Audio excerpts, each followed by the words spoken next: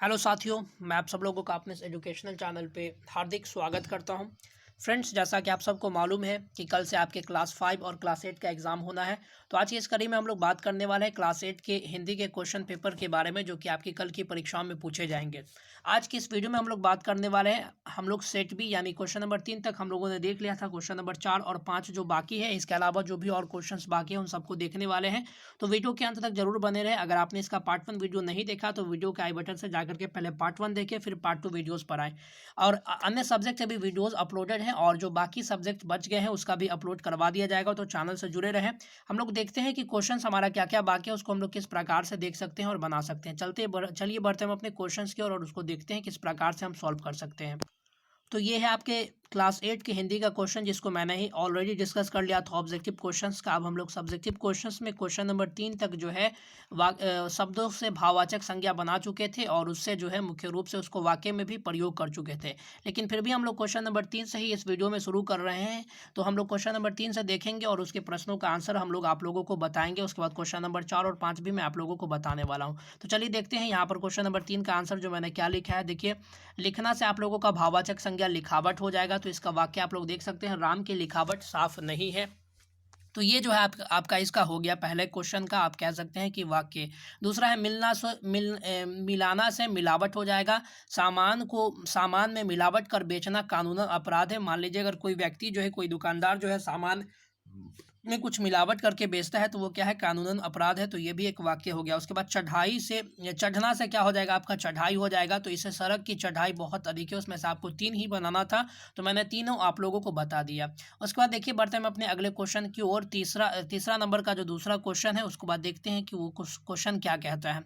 अगला क्वेश्चन है आपका, हामिद ने चिमटों को किन किन रूपों में उपयोग करने की बात कही है। तो हम लोग देखते हैं कि हामिद ने चिमटों को किन किन रूपों में उपयोग करने की बात कही है और इसका क्या क्या आंसर है। तो चलिए देखते हैं हम लोग इसके आंसर को और इसको समझने की कोशिश करते हैं। तो देखिए, हामिद ने चिमटे को बंदूक, उसके बाद फकीरों के चिमटे, उसके बाद मंजीरे तथा खिलौनों को जान निकालने वाले हथियार के रूप में उपयोग करने की बात कही। यानी हामिद ने अपने ही एक छोटे से चिमटे से बहुत सारे इसके यूजेस करने की बात या बहुत सारे उपयोग करने की बात यहाँ पर कही है। तो आप लोग देख सकते हैं, वीडियो को पॉज करके आप लोग सारे क्वेश्चंस को लिख लें और जाकर के कल के एग्जाम में गर्दा मचा दें। उसके बाद देखिए अगला क्वेश्चन जो था आपका, चलिए मैं पहले क्वेश्चन ही आप लोगों को दिखा देता हूँ, उसके बाद तब फिर हम लोग आगे बढ़ते हैं।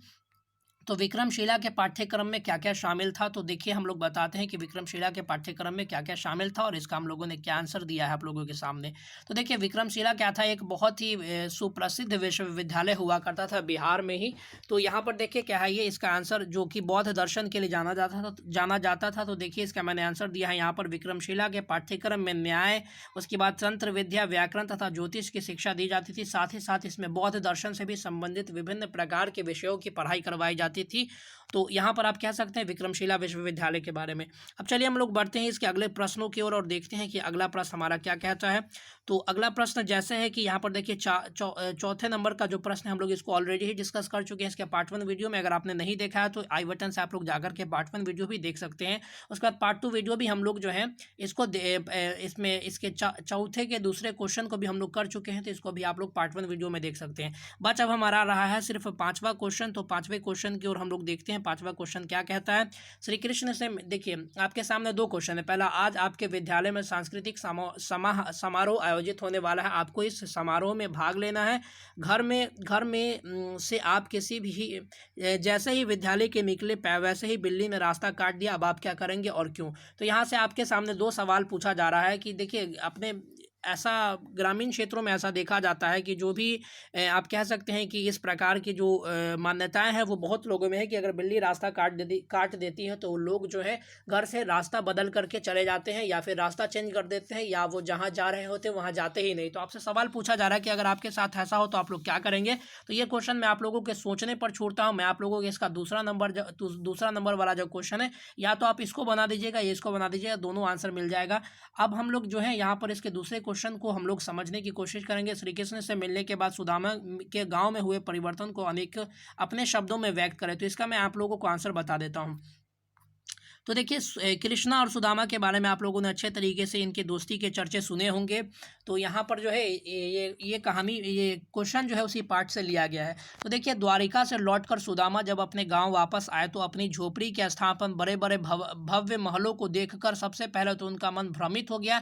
यानी उनको लगा कि यहाँ पर जितने भी जो कह सकते हैं कि झोपड़ियाँ हुआ करती थी वो सारी झोपड़ियाँ कहाँ चली गई। उन्हें ऐसा लगा कि हो सकता है कि कहीं मैं दूसरी जगह तो नहीं आ गया, जिस वजह से उनको जो है वो भ्रमित हो गए। और उनके मन में तथा उनके महल के बाहर जो है कई प्रकार के द्वारपाल तथा नौकर चाकर खड़े थे।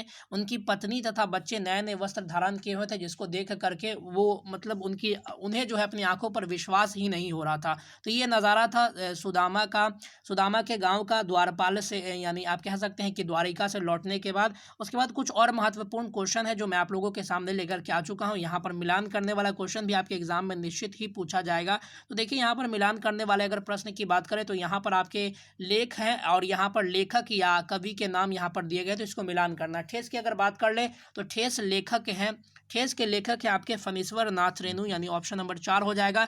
बच्चे की दुआ की अगर बात कर ले तो बच्चे की दुआ के लेखक है या कवि हैं मोहम्मद इकबाल। उसके बाद क्रमवीर की अगर बात कर ले तो अयोध्या सिंह उपाध्याय हरिओधी। इस प्रकार से आप लोग मैच कर लीजिएगा। पीपल की अगर बात कर ले तो रामधारी सिंह दिनकर। उसके बाद अगर ईदगाह की बात कर ले तो इसके लेखक हैं प्रेमचंद। तो यहाँ पर आप लोग देख सकते हैं कि मैंने आपके सामने सारे चीज़ों को मिला दिया।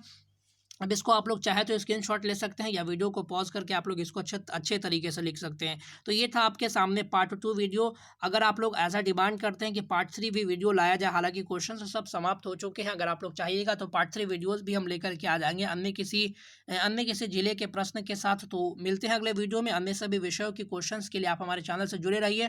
Thank you very much. मिलते हैं अगले वीडियो में, तब तक के लिए धन्यवाद। God bless you.